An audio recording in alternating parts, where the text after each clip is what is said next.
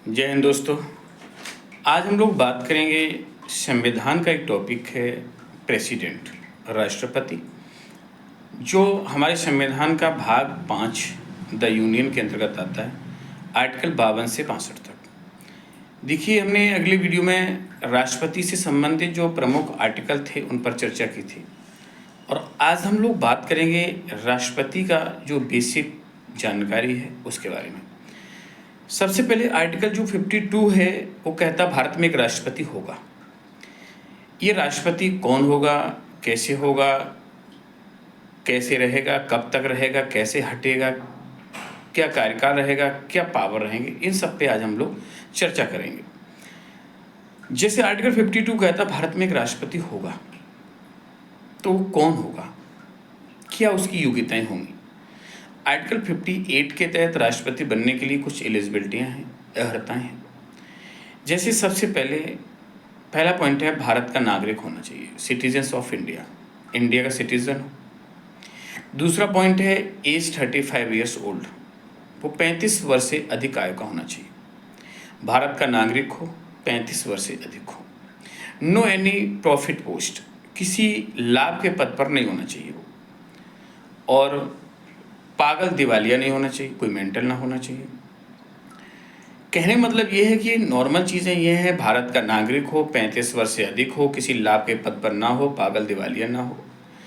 एक महत्वपूर्ण चीज़ ये है, लोकसभा का सदस्य बनने के योग्य हो, किसी सदन का सदस्य ना हो। कहने मतलब ये है only for eligible Lok Sabha member, no member any house. केवल लोकसभा का सदस्य बनने के लिए योग्य हो आप, किसी हाउस के सदस्य नहीं होना चाहिए। इतनी तो राष्ट्रपति बनने के लिए नॉर्मल योग्यताएं हैं। इसके बाद एक चीज़ आती है, मामला है 50-50 का। 50-50 का मतलब ये है 50 सदस्य, जो हमारे संसद के 50 सदस्य प्रस्तावक हों और 50 सदस्य अनुमोदक। कहने मतलब ये है कि 50 मेंबर्स ऑफ पार्लियामेंट आपके फेवर में एक्सेप्टेंस करें, in other 50 members of parliament supporter, total number of members 100।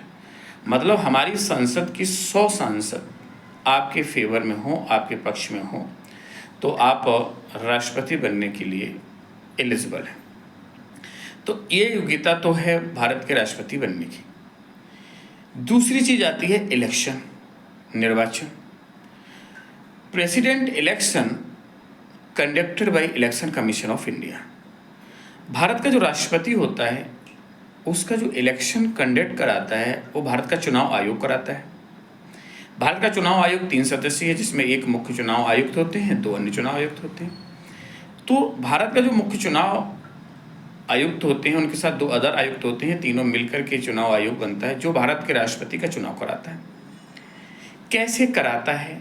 Y electoral college, इसके लिए एक निर्वाचक मंडल बनता है जो आर्टिकल 54 में बताया जाता है। अनुच्छेद 54 कहता है कि राष्ट्रपति के निर्वाचन के लिए एक निर्वाचक मंडल बनेगा, एक इलेक्टोरल कॉलेज बनेगा। इस इलेक्टोरल कॉलेज में कौन कौन पार्टिसिपेट करेगा ये हमें जानना है। तो सबसे पहले हम जानेंगे कि elected members of Lok Sabha, elected members of Rajya Sabha and elected members of state assembly members और elected members of UT state assembly members. कि लोकसभा के निर्वाचित सदस्य, राज्यसभा के निर्वाचित सदस्य, राज्यों की विधानसभाओं के निर्वाचित सदस्य, और जो केंद्र शासित राज्य हैं उसमें हमारी दिल्ली और पुडुचेरी विधानसभाओं के निर्वाचित सदस्य भी हिस्सा लेते हैं। यहाँ पर जो मनोनीत सदस्य होते हैं वो राष्ट्रपति के चुनाव में हिस्सा नहीं लेते हैं, केवल निर्वाचित लेते हैं। तो ये इलेक्टोरल होता है। आर्टिकल 54 के तहत एक निर्वाचक मंडल बनाया जाता है जिसमें ये लोग हिस्सा लेते हैं। दूसरी बात आती है इलेक्शन प्रोसेस, जो आर्टिकल 55 में बताई गई है कि राष्ट्रपति की जो निर्वाचन की प्रक्रियाएं होंगी वो 2 प्रोसेस होती हैं। एक होती है सिंगल ट्रांसफरेबल प्रोसेस, एकल संक्रमणीय मतदान पद्धति, और एक होती है आनुपातिक प्रतिनिधित्व प्रणाली। एकल संक्रमणीय मतदान पद्धति में क्या होता है कि जो टोटल वोट वैल्यू होता है, कुल मत मूल्य का 50% + 1 जो पाएगा वो भारत का राष्ट्रपति बन पाएगा। यहाँ पर एक चीज़ जान लें कि राष्ट्रपति और उपराष्ट्रपति के जो इलेक्शंस होते हैं, ये दो ऐसे इलेक्शन हैं जो अदर सामान्य इलेक्शन से थोड़े डिफरेंट होते हैं, क्योंकि सामान्य जो इलेक्शंस होते हैं उसमें डायरेक्ट वोट होता है, सीधे मत दिया जाता है, लेकिन राष्ट्रपति और उपराष्ट्रपति के चुनाव में डायरेक्ट मत नहीं होता है, मत मूल्य होता है, वोट वैल्यू होती है। हर स्टेट के सांसद और एमएलए की अलग अलग वोट वैल्यू होती है, जो डिपेंड करती है उस राज्य की पॉपुलेशन पर। तो सबकी अपनी भी वोट वैल्यू, तो इसमें वोट वैल्यू दी जाती है। तो एकल संक्रमणी मतदान पद्धति में होता है कि टोटल वोट वैल्यू का 50% प्लस 1, 50% प्लस 1 ये पाना कंपलसरी होता है, अनिवार्य होता है। जो पाएगा वही राष्ट्रपति बन पाएगा। और दूसरी चीज़ है, एक अनुपात में, एक प्रीफ्रेंस में वोट देना होगा। अनुपात का मतलब होता है कि जितने भी कैंडिडेट खड़े होंगे उन सबको एक वरीयता क्रम में आपको वोट देना होता है। तो ये दो प्रक्रियाएं होती हैं आपकी इलेक्शन प्रोसेस की, जो आर्टिकल 55 में बताई गई हैं। तो हमने देखा राष्ट्रपति बनने के लिए क्या योग्यताएं हैं, निर्वाचक मंडल कैसे बनता है और निर्वाचन की प्रक्रियाएं क्या होती हैं। ये वोट होने के बाद एक व्यक्ति फाइनली चुनाव जीत जाता है। जीतने के बाद अब उसकी होती है शपथ, ओथ। तो इंडियन जो प्रेसिडेंट होता है ओथ किसके द्वारा लेता है, तो उसको ओथ कराता है, शपथ कराता है CJI, chief justice of India. हमारे सुप्रीम कोर्ट का जो मुख्य न्यायाधीश होता है वो शपथ कराता है आर्टिकल 60 के तहत, अनुच्छेद 60 के तहत शपथ लाई जाती है। शपथ ले लेगा और राष्ट्रपति शपथ लेते ही 5 ईयर्स के लिए हो जाता है। तो राष्ट्रपति का जो कार्यकाल होता है, पदावधि होती है, वो 5 वर्ष की होती है। तो शपथ लेते ही वो 5 वर्ष के लिए हो जाएगा। लेकिन 5 वर्ष से कभी भी पहले राष्ट्रपति अपनी इच्छा से सेल्फ रिजाइन भी दे सकता है। यह बात आती है अपना रिजाइन किसको देगा, तो अपना रिजाइन देगा वाइस प्रेसिडेंट को, उपराष्ट्रपति को। तो 5 वर्ष से कभी भी पहले राष्ट्रपति अपना त्यागपत्र उपराष्ट्रपति को दे सकता है, उपराष्ट्रपति को दे सकता है। और जब वह त्यागपत्र दे देगा तो पद रिक्त हो जाता है। इस कंडीशन में राष्ट्रपति का जो पद है वो उपराष्ट्रपति संभालेगा। अब एक कंडीशन और भी हटाने की, जैसे राष्ट्रपति एक तो अपनी इच्छा से हट सकता है, दूसरी चीज़ है कि जब राष्ट्रपति संविधान का उल्लंघन करता है तो उसे महाभियोग की प्रक्रिया, बाय इम्पीचमेंट प्रोसेस, जो आर्टिकल 61 में आती है, महाभियोग की प्रक्रिया के द्वारा हटाया जा सकता है। ये महाभियोग की प्रक्रिया कैसे होती है इसको भी जान लेते हैं। Impeachment process both houses of parliament, ये संसद के दोनों सदनों में होती है। फर्स्ट टाइम इस प्रोसेस को कोई सा हाउस स्टार्ट कर सकता है। जो हाउस इस प्रोसेस को पहली बार स्टार्ट करना चाहेगा वो अपने हाउस के 1/4 मेंबर से साइन कराकर 14 डेज बिफोर इन्फॉर्म करेगा प्रेसिडेंट को।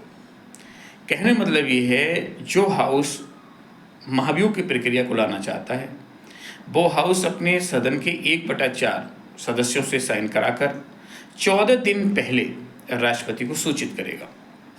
आफ्टर 14 डेज, 14 दिन के बाद, वही हाउस जो हाउस ने सूचित किया है वो हाउस अपने हाउस में 2/3 मेजॉरिटी से 2/3 बहुमत से प्रस्ताव पास करेगा। और 2/3 बहुमत से पास होने के बाद वो सेकंड हाउस को भेज देगा और सेकंड हाउस भी सेम प्रोसेस को 2/3 मेजॉरिटी से पास करेगा।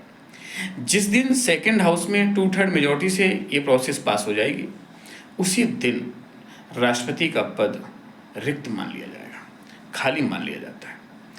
अब क्या कहा गया है हमारे संविधान में, इस रिक्ति को कब तक भर लेना जरूरी होता है, तो राष्ट्रपति के इस पद रिक्ति को 6 महीने के अंदर भर लेना कंपलसरी होगा।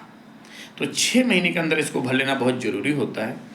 इस दौरान जब राष्ट्रपति का पद रिक्त होता है, चाहे वो सेल्फ रिजाइन से रिक्त हो या राष्ट्रपति की मान लीजिए डेथ से रिक्त हो या फिर उस पर महाभियोग की प्रक्रिया से रिक्त हो, इसे 6 महीने के अंदर भर लेना जरूरी होगा। इस दौरान भारत का जो उपराष्ट्रपति होता है वो तब तक राष्ट्रपति का कार्य करेगा। एक चीज़ यहाँ पर मैं और बता दूँ आपको कि अगर मान लो राष्ट्रपति नहीं है तो उपराष्ट्रपति कार्य करेगा। अगर बाई चांस उपराष्ट्रपति का भी पद रिक्त है तो इस पद पर कौन काम करेगा? तो इस पद पर काम करेगा हमारा CJI, chief justice of India.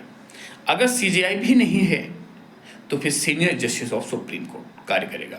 एक बार भारत में ऐसा हो चुका है अब तक हमारे भारत में कि जिस समय राष्ट्रपति और उपराष्ट्रपति दोनों के पद रिक्त थे, बात है 1969 की, जिस समय हमारे भारत में राष्ट्रपति थे doctor Zakir Hussain, first Muslim president of India, और डॉक्टर जाकिर हुसैन की वर्किंग टाइम डेथ हो जाती है, कार्यकाल के दौरान मृत्यु होती है, और वीवी गिरी साहब कार्यभार संभालेंगे, और उसी समय फिर राष्ट्रपति का चुनाव कराया जाता है, तो वीवी गिरी राष्ट्रपति का चुनाव लड़ेंगे, तो राष्ट्रपति का चुनाव लड़ेंगे तो उपराष्ट्रपति का पद भी खाली होगा।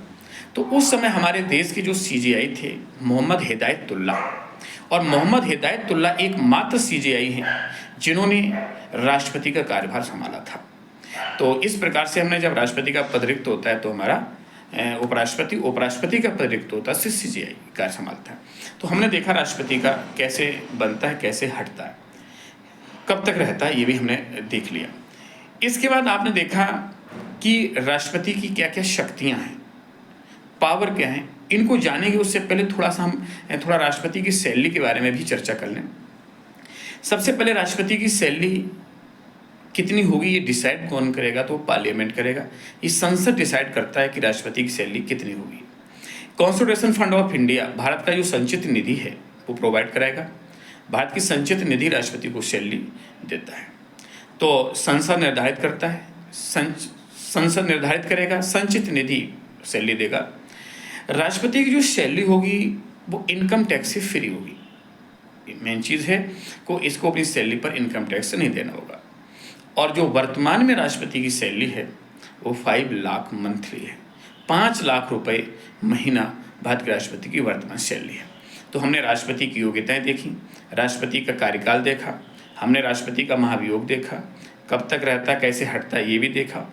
अब यहाँ से बात करेंगे आगे राष्ट्रपति की पावर ऑफ प्रेसिडेंट। तो इन पावरों को हम लोग नेक्स्ट वीडियो में देखेंगे। थैंक यू, धन्यवाद।